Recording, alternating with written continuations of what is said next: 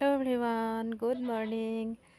আজি হৈছে দুৰ্গা পূজা। সকলোকে দুৰ্গা পূজাৰ মোৰ ফালৰ পৰা শুভেচ্ছা জনালোঁ আৰু সকলোৰে জীৱনবোৰ যাতে মা দুৰ্গাৰ আশীৰ্বাদত ভালদৰে যায় তাকে কামনা কৰিলোঁ।